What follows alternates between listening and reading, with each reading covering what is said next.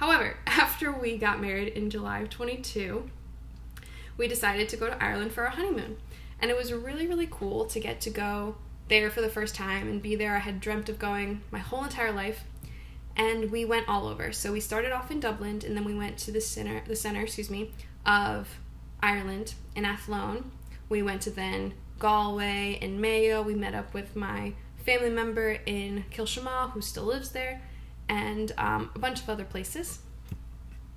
What was really, really cool was that when we were there in Dublin, we got to see different instances of my last names, Carroll, and then my mom's last name, Boyle, so the last names of my family, pretty much everywhere, all throughout Dublin. There's a Irish gift shop that is called Carroll's, and then there is a sports store or stand called Boyle Sports everywhere. And so that was really, really cool to get to go see. And next time I definitely want to get a picture of all of us right by the Carroll sign, and all of us next to the Boyle sign for sure. This is a photo of Penny Bridge in Dublin, Here is Grafton Street, which is kind of their equivalent of Times Square, except there's a heck of a lot less of like neon signs and traffic. This is the Latin Quarter in Galway, which continues to show that history of Spain and Ireland, especially because the Spanish Armada and the Spanish went to Ireland through Galway. Here we have a couple photos of Galway and a beautiful sunny day, which is typically not what Irish weather is like. And to be honest, certain parts of Spain are not like that either, but in the northern part of Spain, it's actually more like Ireland, which is very gray, rainy, etc. Very green, beautiful. But we were very lucky when we went to Ireland. It was sunny, it was like 80 degrees, absolutely stunning. Here we have some pictures of Doolin, which is on the coast. Picture of a beautiful horse. There are horses and cows and sheep everywhere in Ireland. And then the next photo is a photo of my husband looking at the water. Here we have the view of the Cliffs of Moher through the ferry that we were on. If you ever go to Ireland, you want to see the Cliffs of Moher, and if you get seasick or if you get car sick in general, do not take the ferry. It was very cool, but also the water was so bumpy, so rough that you'll immediately throw up. It was very challenging. Here is a picture of me at the Aran Islands, specifically Inishmore, which was very lovely, very hot, but very lovely. And this is one of my favorite places, Clonmacnoise, right outside of Athlone. It's an ancient monastic site that had just absolutely stunning ruins, lots of Celtic crosses everywhere. It's in Eli O'Carroll country as well, which was really cool to see. Especially with the Carroll family. Here you have some photos of Limerick, and this was, I believe, the cow was in Kilshamagh, and the castle was, I believe, right outside of Dublin, I believe in Swords. Yes, okay, so moving on to Irish versus Irish American culture, history, and identity.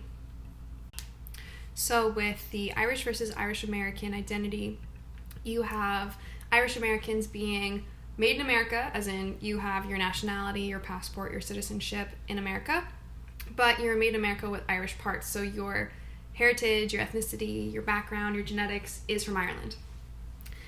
Now, the friendship or the connection between Ireland and the United States has been positive, but it also has been negative depending on the time period or the experiences of the different immigrants coming from Ireland to the United States. Obviously here in this slide you have a really positive artistic expression of the spirit of Ireland and the spirit of the United States in that first photo, and you can see New York City and Dublin in the background. But then you also have the other photo of the spirit of Ireland, or like a leprechaun per se, with Uncle Sam doing a cheers or a sláinte, which is meaning cheers in Irish Gaelic. However, when certain individuals, or many individuals from Ireland, went to the United States for new opportunities, or they were escaping the famine, or whatever reason it might be, they did experience a lot of segregation, oppression, prejudice, harassment, all those different things. And so here you have one comic from the late 1800s, which displays how many Irish Americans were actually made to look like animals. They wanted to dehumanize them, to make them seem like they were not, in fact, people coming from one country to another, looking for opportunities, looking for a new life, looking for just to start over. But instead, they were very much torn down, and this is one of the ways that people did it.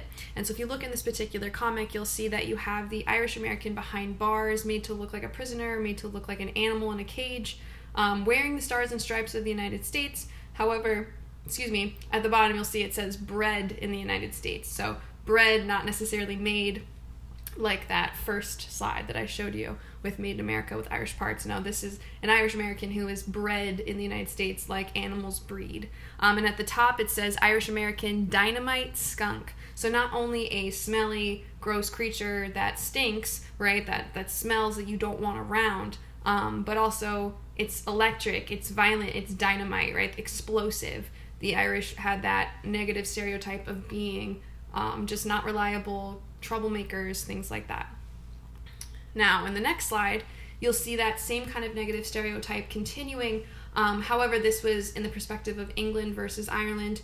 There was this tension between England and Ireland, even though they also happen to have, a positive relationship, but then there's that negative history as well, where the English looked down on the Irish as savages, animals, uneducated. Here you have the Englishman pointing at the Irishman, who has obviously the soldier getup, but they're made to look not like a human, but like this gorilla-like giant beast, on not the beautiful Emerald Isle of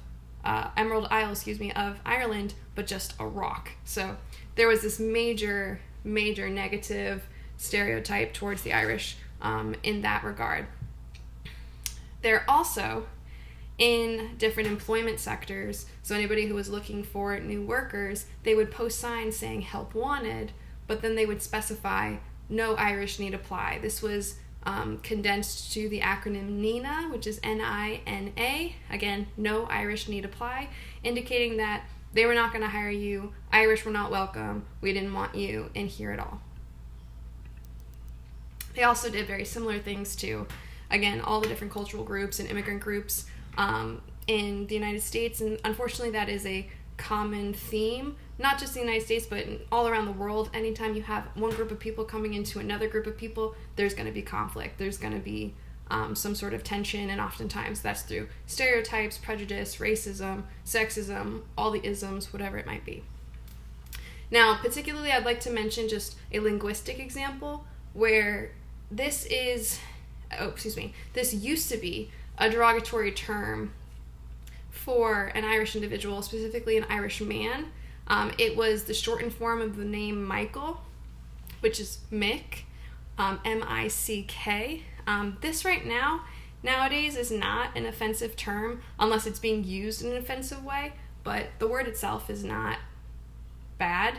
But back in the day, it was extremely offensive. It was definitely a way of demoralizing and just kind of talking down and looking down on Irish people.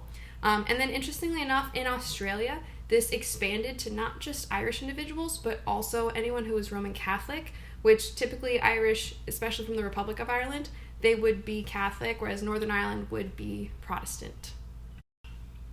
To continue with the stereotypes of the Irish Americans and Irish, you had this mentality that back then in the 1800s, early 1900s, that the Irish were so disliked and so uncared for. They had such a bad reputation. They were considered, barbaric, dangerous, explosive, stupid, animals, etc., that they even went to continue to put them down by equating them with another group that had been continuously and consistently just brutalized in the United States, which would be the African and Black slaves. Now, if you look at this particular image, this is from the Harper's Weekly Journal of Civilization.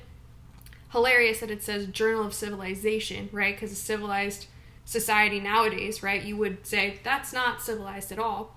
However, in the 1800s, this was what was being depicted, that these were two groups that, even though they're different groups and they were treated differently, still both terribly, but the history is different, they were like, oh, we're going to put them in the same bandwagon because, you know, they're both groups that we don't want to deal with, essentially. And if you look at the scales, you had the South on the top and North at the top, which, again, lots of history packed in here. This is obviously a very pointed and not kind artistic depiction. But again, this paints the picture of what that mentality was back in the 1800s, especially here in the United States.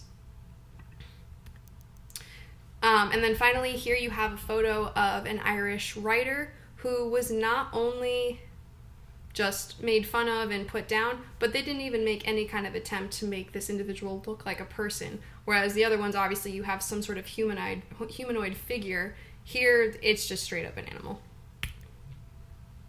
Now, the women were also not spared from these stereotyping or just absolutely disgusting prejudices or harassment, The women consistently, Irish women or Irish American women, were consistently made to look extremely unfeminine, ugly, very, very masculine, which, again, back then was a huge insult.